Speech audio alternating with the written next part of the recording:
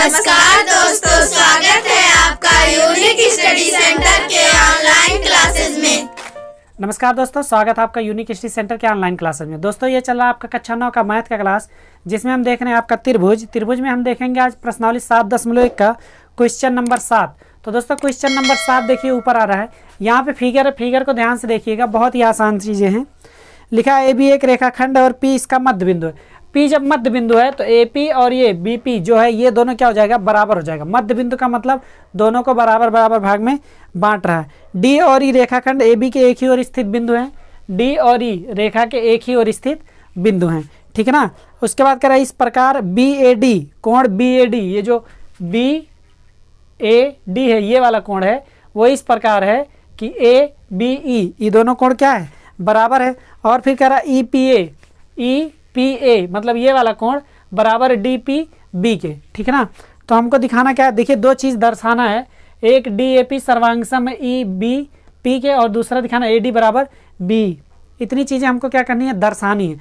तो दोस्तों अगर दर्शाना है तो देखिए ध्यान दीजिए एकदम बहुत आसानी से कि ये जो कोण होगा, अगर ये दोनों कोण निकालेंगे, ये वाला कोण यहाँ तक का इस वाले त्रिभुज के लिए अगर DAP दिखाना है तो देखिए DAP दिया ना, तो लिखेंगे त्रिभुज DAP तथा त्रिभुज EBP में।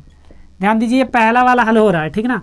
DAP में DAP में ध्यान दीजिए, अगर ये वाला त्रिभुज ये वाला कोण देखेंगे तो इसको और इसको जोड़ के है ना कोण, तो ये जब इसको जोड़ के रहेगा तो ये वाला कोण दोनों में आएगा, तो लिखेंगे DPA लिख देंगे यहीं पे, कोण DPA बराबर, ध्यान से देखिएगा DPA बराबर इस वाले कोण के, ध्यान दीजिए ये पूरा इसमें भी है और यही पूरा इसमें भी है, और इस वाले में देखेंगे जैसे DPA लिख दिए वैसे EPB लिख देंगे। क्या लिख देंगे, कोण EPB। इतना समझ में आया, ये क्या करेंगे, कोण है। अब इसी को चाहें तो हम एक समीकरण बना के बहुत लंबे में लगा सकते हैं, कोई लंबे में लगाने की जरूरत नहीं है, ये दोनों में है, इस वाले में भी जुड़ेगा और ये इस वाले में भी जुड़ेगा, ठीक है ना, इसीलिए ये हो गया। अब देखिए अगला, चाहे तो इसका एक त्रिभुज निकाल दें। देखिए एक त्रिभुज इस तरीके का है यहाँ पे, और एक त्रिभुज दोस्तों इस तरीके का है। यहाँ पे देखिए इस तरीके से गया है और यहीं पर भी इस तरीके से गया, तो ये वाला कोण दोनों में है ना, यही वाला तो कोण है, ये जो रेड वाला है ये दोनों में है। अगर इसका नाम लिखे तो हो जाएगा DPA हो जाएगा, इसका नाम क्या हो जाएगा EPB हो जाएगा। अगर इन दोनों को ऐसे ऊपर ऐसे रख दें तो P पर P आ जाएगा, B पर A और E पर D आ जाएगा, आएगा ना। अब तो बोलिए, अब तो आप सर्वांगसम आसानी से समझ चुके हैं कि इसको यहाँ पे फोल्ड कर दीजिए, पूरा बराबर आ जाएगा। ई भुजा इस पर रखा जाएगी, ये भुजा इस पर रखा जाएगी, ये वाला इस पर रखा ही जाएगा, होगा ना। चलिए लेकिन हमको एंगल दिया गया, ये वाला एंगल बराबर दिया गया इस वाले एंगल से, और जो ये वाला एंगल है ये वाला इस एंगल के बराबर दिया गया है। बस कुछ तो करना ही नहीं है, आसानी से हो गया। तो देखिए ये कोण मिल गया, अब एक भुजा चाहिए, भुजा यहाँ से चाहिए, AP बराबर BP हो जाएगा, तो लिखेंगे AP बराबर BP। ये क्या हो गया, भुजा, ये तो दिया गया है ना भुजा कि ये मध्य बिंदु है, जब मध्य बिंदु है तो आधे आधे पे बांट देगा, कितना आसान है ना। अभी देखिए एक कोण और दिया गया है, जैसे ये वाला कोण BAD यही है ना, तो जो BAD है यहाँ पे देखेंगे हमारे पे DAP है, तो इसके लिए क्या करेंगे, हमको इसमें देखना है ना, इसमें DAP में देखना है, तो ये वाला कोण देखेंगे तो इसको लिख सकते हैं DAP लिख सकते हैं कि नहीं। देखिए ये वाला कोण दिखाना है, या तो PAD लिख दीजिए, क्या लिख दीजिए, कोण PAD बराबर, ध्यान दीजिए PAD लिखें तो यहाँ पे PBE लिखेंगे, क्या लिखेंगे, कोण PBE लिखेंगे। ये समझ में आ गया, ये क्या हो गया, कोण हो गया, ठीक है ना।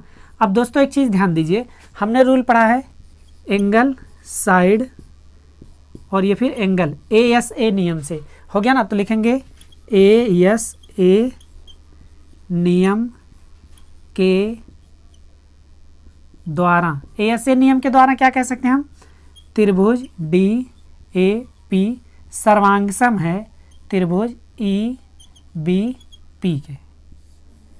ये समझ में आ गया, कितना आसान है, हो गया ना सर्वांगसम। बस पहला वाला हो गया। अब दूसरा वाला क्या करते हैं दोस्तों, जो दूसरा कह रहा है, दूसरा देखिए ये आंसर हो गया आपका, ये पहला वाला जो बोला था DAP सर्वांग सम दिखाइए EBP, तो ये DAP सर्वांग सम हो गया EBP के। अब देखिए सर्वांग सम त्रिभुज के संगत भाग बराबर होते हैं, लिखेंगे CPCT नियम से। CPCT नियम से क्या कह रहा है, कह रहा है दिखाइए AD बराबर B। देखिए दोस्तों AD बराबर B होगा कि नहीं, यही देख लीजिए। जब सर्वांग सम हो गया तो AD बराबर B होगा ना, तो लिख देंगे AD बराबर BE। ये भी क्या हो गया, आंसर हो गया।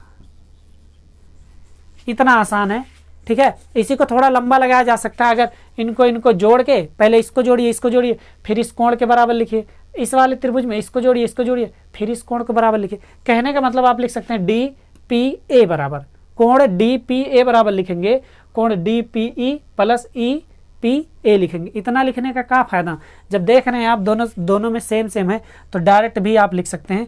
तो ये वाला और ये वाला दोनों आपके निकल गए। उम्मीद करते हैं पूरा का पूरा क्वेश्चन समझ में आया।